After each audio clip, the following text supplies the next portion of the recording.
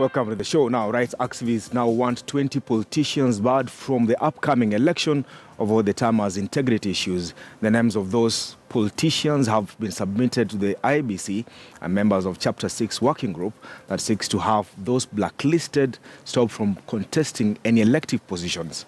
Will this work? Let's have a listen.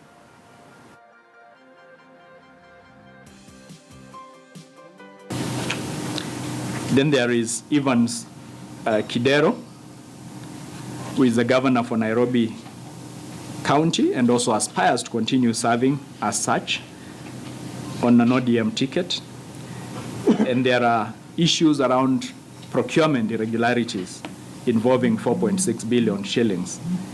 There is, of course, the case of Ali Hassan Joho, who is the governor for Mombasa County and who aspires to be the governor for Mombasa County on an ODM ticket. And the issues are around the academic qualifications, which are still unresolved. Mike Mbuvi Sonko, indecent conduct in public, including harassment of during the Mtwapa Weybridge incident and involvement in a physical fight with the Nairobi governor, Evans Kidero. Anwar Guru has investigations relating to the NYS theft in which up to 1.5 billion shillings was lost. In fact, to correct myself, at least 1.9 billion shillings have been lost. Gentlemen and lady, questions and more questions about money integrity. Joining me tonight, Danish Odongo from Capital FM, Betway Derero, political strategist, and of course, after a very long time, Ramadan Najab from the Star newspapers.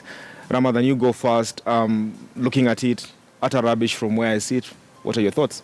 My thoughts are we are starting from somewhere, and this is a right step moving forward to clean our political system. You may argue or give that defeatist argument that where were they in 2013?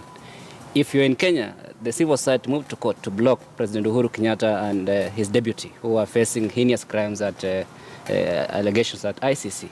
But the courts and the other agencies didn't really act on these cases as well. But this is the right step towards cleaning our political system. As long as not used to settle political scores, it will be good for us. I mean, Ramadan is asking us to send an entire political system home. Who is going to run this country? I mean, let's be fair, first of all. I don't think it's hogwash. Like I said, I agree with Ramadan that in 2011, 2012, the ICJ, among other NGO organizations, did file a suit trying to bar Uhuru Kenyatta and William Ruto from running for the presidency. That didn't work out. In fact, some result is that they used that to rally support in their strongholds for themselves, fighting, sort of fighting the foreign influence, fighting colonialists and imperialists and all shrouded in this Pan-Africanism. Having said that, this time around, I feel that the case or the demand is more balanced. Yeah, at that time, you're talking about one particular divide that was targeted. Later on, they expanded it, of course. Yeah, but and it became very, very ethnicized. It was very easy to politicize it. But when you have Evans Kidero and Waiguru and Sonko and Joho and all these governors or aspirants to governorship being grouped together, then it seems more or less balanced. I mean, but Danish, politically, I don't know. Danish, are we looking for political balance here? Are we looking for accountability? IBC had a chance to bar Uhuru Kenyatta and William Ruto from running. They never did.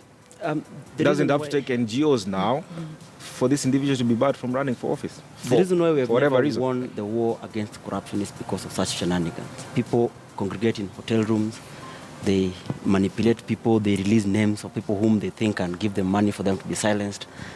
And I think it is extremely terrible for a country that has had independence for over 50 years to resort to civil society to resolve corruption issues. When you know very well that in our 2.1 trillion budget, we lose over a third of it to corruption. Over $60 billion we lose it to corruption, according to Emmanuel Sipisu, according to Mr. Kiniso when he spoke to Rogers last year. So how is it that we want to fight corruption by mentioning names? Some of these issues we know very well in the public gallery, people who are actually guilty in that list, and while others are being put to make it look heavy and to make it look official. So let us stop with the shenanigans and let us fight corruption for what it is. Let us not just call it. Where do we begin? Is it fighting corruption? They are talking about integrity issues. They're talking about Chapter 6. So that's why you'll see someone like Sonko has been put in that list. It's not about something that he stole, or there are no alleged crimes or scandals per se. He had a fight. That's one of the things they're claiming. He had a fight with Evans Kidero. So now the question that we should be asking is that, okay, what is the level of integrity we are looking for? What is the threshold? If 2013 was not a threshold, Ramadan, look at it this way. We've elected the worst in office, but now we want to stop. Look at it this way, Ramadan. Nothing stops these individuals from not running for office. It has to take voters to do it. These individuals, most of them have gone through nominations. This is Kenya. This is what we are. This is the Kenyan fabric. You're asking Kenyans to stop being what they are. So in short, yes, you're saying we give up and say we can't change the system. Give in. I'm not asking you to give up. I'm asking you to give in. The problem is you're trying to prejudice what the civil society said today, which is wrong. What they have done their civic duty of saying this is what we think as civil society. Where have these civil societies been for the last 4 years, Ramadan? But they've been speaking about accountability issues all through. Every day in the press conferences, yes. they speak about it. They release reports. Unless you're new to this country, you know the problem they are having at the moment with Jubilee government is because they are standing up and saying no to corruption, no to extrajudicial killings, and raising so many accountability questions which pinch Jubilee. But will you agree with me that maybe the opposition has been more strong than civil societies? I don't get to hear about civil society for a long time. Not when it comes to issues of accountability, for instance, with Dr. Evans Kidero, not just him, but even Moses Wetangula and all these other opposition leaders who have been mentioned in various scandals, So I haven't seen that strong, defense of Chapter 6 in terms of the way that the opposition has dealt with its own internal scandals in, is it Kisumu County? No. Yes, it's Kisumu County where Siaya County. Allegations. County. Allegations. Okay, Allegations. But then Thank you. See, you're not asking, as opposition, you're not asking the EACC to investigate this. In fact, you actually accompany them when they're being investigated. Mm-hmm. So me, I don't believe. How do we want to hold the opposition accountable while a government inflates prices, while a government is known to, extremely reward people who have lost billions of shillings in shoddy deals, while we want to hold the opposition accountable? The government of the day is called the Jubilee government. And the structure of governance in this country, I've never seen any constitution that says that the opposition governors are supposed to report to the opposition leader. That is a creation of the media and a propaganda tool. But let me say it once and for all, that putting names together and lumping them to make it look like now it is more inclusive and it looks more representative does not cleanse this country of the purge of corruption. Danish, where do we start? Today, listen to me. We should have started where the Constitution set us this kind of theatrics we have that chapters. Those are defeatist arguments. No, Ramadan, chapter 6 is in black and white. We are in 2017. Yes. And this is a move towards at least cleansing or cleaning our political system. And we have to start from somewhere. And this is the start. Kenyans should support such initiatives and put pressure. Ramadan, maybe the biggest question will be, are civil societies out of touch with reality? They are out of touch with reality. We have elected these people are used to funds, they're used to, money, grants and stuff like that. Now that it's been stuffed, they're looking for ways to extort some of these politicians we know have money, and we want to tell them for fact that if they're going to dance on the money that have been lost in the name of Kenyan corruption, we're going to tell them that they can go ahead and dance to Uhuru Park. We will not join them at that. But you as Rajab, as a journalist, you can do your work by doing credible investigation. Let's hold on. Credible job. Ramadan, I'll give you the first chance to go, but the biggest question at the moment is if the Ethics and Anti-Corruption Commission, as currently set up, is in a position to bar politicians from running for public office. With the IBC, for example, enforce any recommendations brought to its attention by other state organs. The Commission failed to enforce Chapter 6 of the Constitution that is expressed on matters integrity in elective positions in 2013 elections. That is the biggest question, Ramadan. Will IEBC stop these individuals from running for office? It doesn't have to take civil societies. Will they? IBC, we have institutions which are politically manipulated. Sometimes they're not independent, and that's a fact. That's the problem we have. Now, zero-sum game, then you're where we are, that civil society is just wasting our time. They've done their work. Now, the responsibility, civil society is not government. But they who can't enforces enforce. Chapter 6 of the Constitution? Is it the civil society?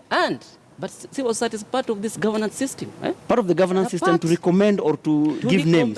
Do they have the power? Civil society is just a sounding board for... To be honest, without them, we would not have the sort of vibrant democracy that we seem to have, where we can actually sit in a panel like this and discuss issues. Danish, basically something with your microphone, Danish. I agree that the role that the civil society plays is extremely crucial. I cannot wish them away. But I'm just saying that when it comes to corruption that has been plaguing this country for the last 54 years or ever since it began, and we are losing a lot of money, it is not time for us to play games and mention names and call people out when in real essence it's not the work of civil society to actually implement Chapter 6 of the Constitution. So how should we go about it? You're not answering the question. How should we go about like it? IBC, Give up? the institution like Ethics and Anti-Corruption Commission should be strengthened. We should see How goodwill Yes, from the highest office on this land, so that we are able to prosecute, take to court, bar, and do something for once for this country. Your child will pay debts that have been stolen. Anwar Guru, the highest office in the land, came to her defense 1,000,000 times until she finally said, I'm resigning because the doctor says I have to resign. The same lady was popularly went through nominations in our own county. We're out of touch. Either the Kenyan population knows more than we do, or they're fatigued.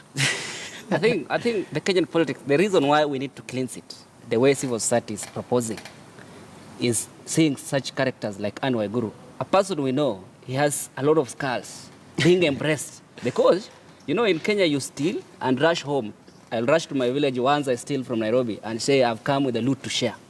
And people will embrace me, not knowing that the money I stole was their own taxpayers' money. I'm just returning a percentage of it so as I can steal more. Mm-hmm. These are people who should be barred from public office. Barred completely from public office. And this is the way to go. We start from here. Rajab is in the land of the sleepers, poor dream. And I think that's where most of us are in. We will not fight corruption by issuing ultimatums and forwarding names from hotel rooms. From hotel rooms. Yes. We will fight corruption by strengthening institutions. We will fight corruption by ensuring that the organs that are meant to fight corruption are actually empowered by the government of the day. That is a shortcut. But if you want us to go the long route of hotel rooms and declaring public do you know the role of civil society in a society? Do you know? Advocacy and strengthening also, even in building capacity in these institutions. They also do it. So the problem we have at the moment is this institution. That money they've used to spend, they should have taken it for capacity building, probably at ESCC. That would have done much better. Yeah. But they want coverage. That's what they want. They want coverage to look like they're working and all this stuff. Be a little bit fair. Okay. Yes. At this point, you just have to calm down, be a little bit fair. It's just fix for that microphone is going off. Yes, Betty. Yeah. Sorry, we'll deal with that. Calm down and be a little bit fair with the civil society at this point.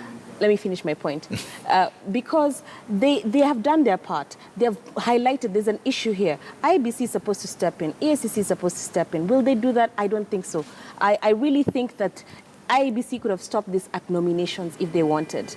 Civil society is just to put a spotlight on issues. That money they've done it. We totally agree. And the role they play is crucial.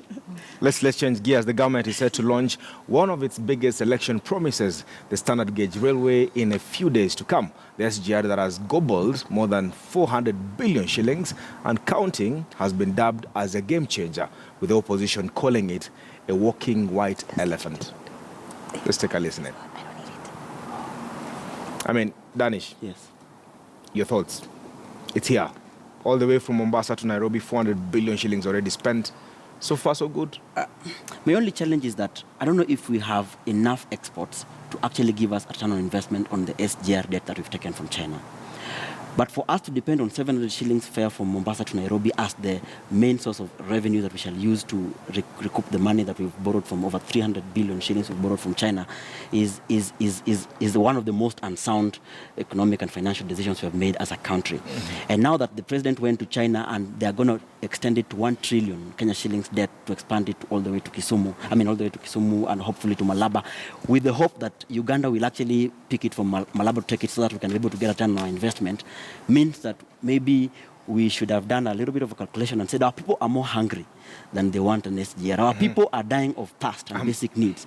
Than our people are living in grass-thatched houses that we've put electricity in them. And all they want. So someone will tell you, Danish, that economies are not run like that. I mean, countries have to build infrastructure as much as they're feeding their own.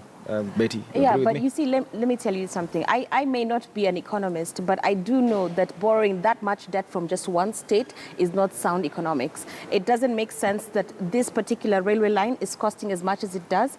And as Danish has said, I don't know if we're going to be able to recoup economically from that. And the hope that another state will pick it up once it reaches the border is actually being tossed aside, because Uganda does not seem committal on this at all. At all. And that's worrisome. Are we going to be able to do Let's it? bring in Dr. Julius Muya, the Director General, Vision 2030 Delivery Unit. Daktari, welcome to the show. So far, we have something good going for us. In the long term, are we likely to pay more than we had anticipated?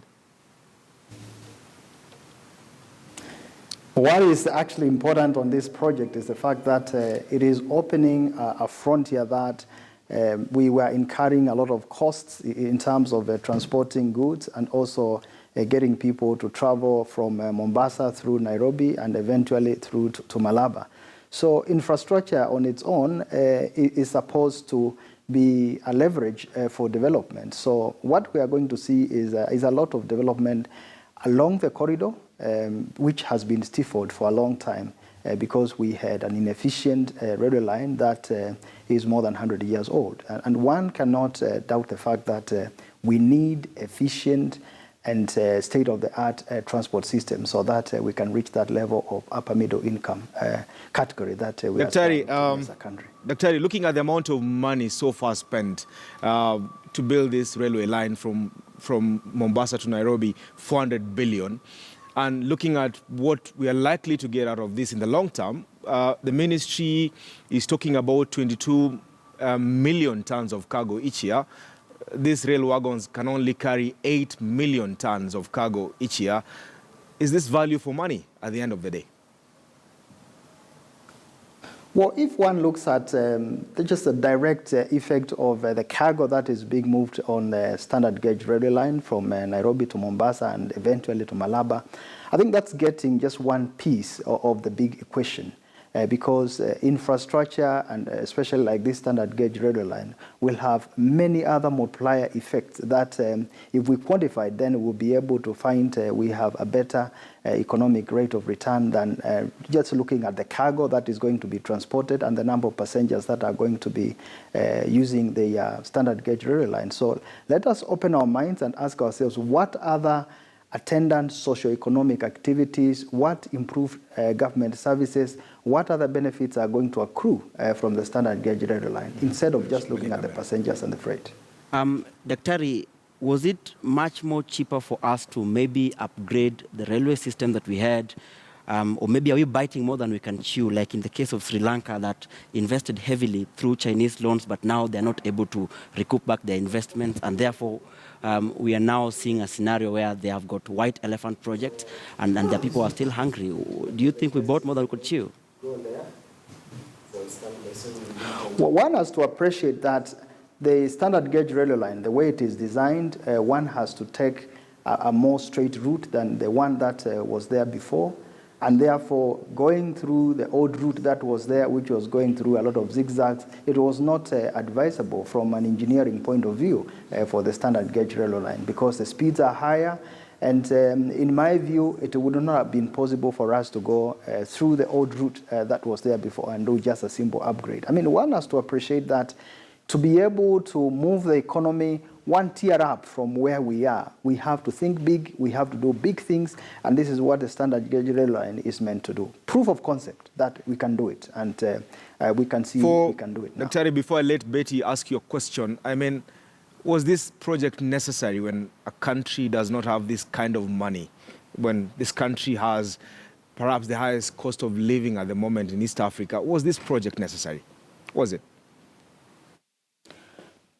When you are looking at a project like this and looking at economics of development, one has to prioritize.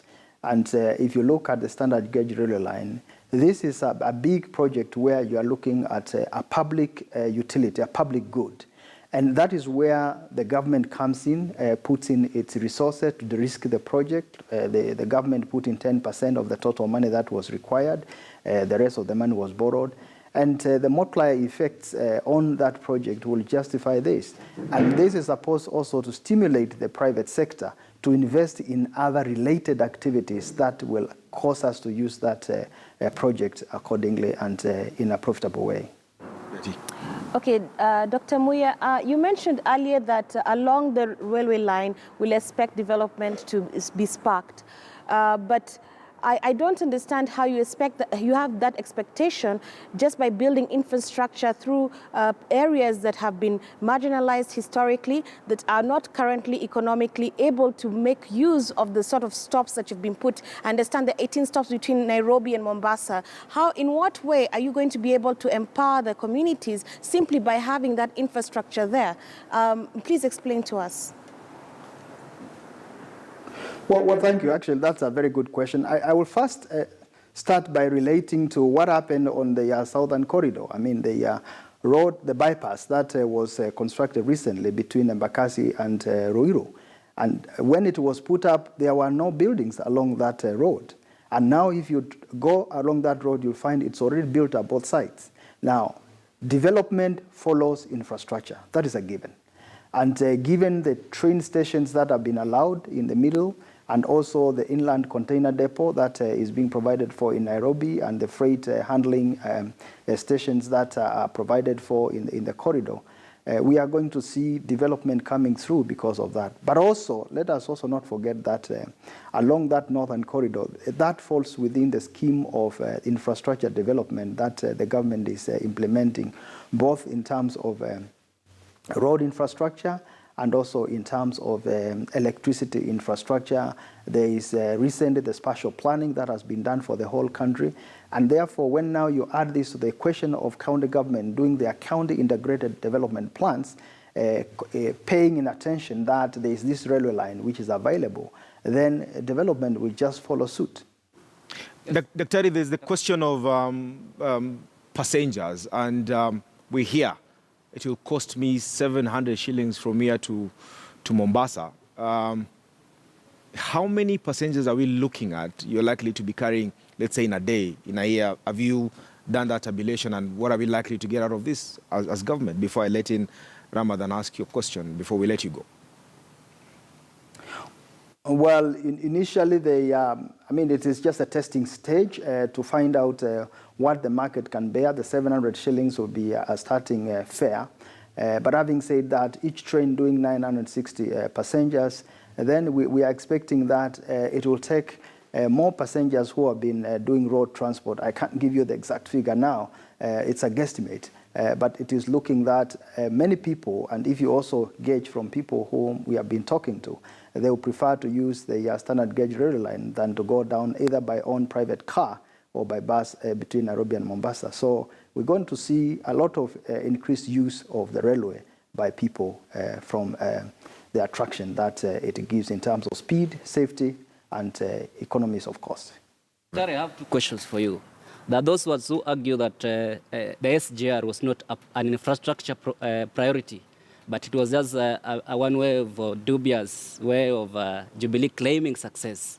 What are your thoughts? And secondly, you said that it will only be ferrying 900 passengers. And given that Kenya doesn't have a lot of exports, how do you intend to recoup this investment? And how long will it take Kenya to recoup investment from this SGR? And will indeed have been better to build even roads with this money that we got from the loans? I think the first point to realize and appreciate is that the standard gauge railway line is a very important project within Vision 2030, within that enablers part of the Vision 2030. And therefore, by way of proving that we can do the projects that we can do, we had to do the standard gauge railway line so that it can anchor other infrastructure that we are looking to develop within the country. Of course, let us also remember that the Northern Corridor is the major contributor to GDP for this economy. And also, it is a major transport route for Uganda, for Rwanda, for Burundi, and Congo. So by doing the standard gauge railway line, we were looking to increase the utilization of the Northern Corridor. Now, the question about how long it will take to recoup and the question about exports, the one thing that we should realize is that the standard gauge railway line will enable us to transport goods at a reduced cost, even say like almost 50% lower than we have been paying between Nairobi and Mombasa. So that in itself is going to stimulate production, it is going to stimulate commerce, it is going to stimulate more business, and therefore latent resources within the hinterland that have not been exploited, they will be exploited because now transportation is no longer a barrier, but an enabler. And this was necessary so that we can be able to get the, things moving and connect this to a bigger backbone of transport infrastructure within the economy. Before I let you go, there is a question, there is a point of clarification here from Kipchirchir Bet on Twitter. And he's saying SGR will pass through Nairobi, Naivasha, Narok, Bomet, Kisumu, Malaba. And they're saying which place will be marginalized. We stand corrected. But how long will it take before we get to these other towns? It appears we're only stopping in Nairobi for now. Are we proceeding to other towns? Well, the construction of the... Yes. The construction of the standard gauge railway line, of course, being quite an expensive project, had to be phased. And phase one, of course, it's come to fruition. And then phase two, going through Naivasha, as you have said, from Nairobi, and then going through Bomet, after Narok, all the way to Kisumu, and then through Mumias to Malaba, is going to be undertaken fairly shortly. Already designs have already been done. Feasibility has been done, and sourcing of funding is on the way. And this one is a project that in the next medium-term plan, it will be one of the high-priority projects that we are going to see so that we can realize the benefits of the standard gauge railway line. Mm-hmm. Dr. Julius Muya, they are the Director General of Vision 2030 Delivery Unit. Thank you very much for your time. We're looking forward to the maiden trip from Mombasa to Nairobi. Here it will take us 6 hours non-stop. If we stop, maybe 8 hours. Have a very good evening. Thank you. Yes. Have a very good evening. It's going to be great. Asante it's going to be great. Ramadan, before we take a short break, you think value for money? All I've had, speculations. We don't know, we haven't done calculations, but we know the debt we're taking. We don't know how much it will bring. Surely, a department that spends 400 billion should tell us exactly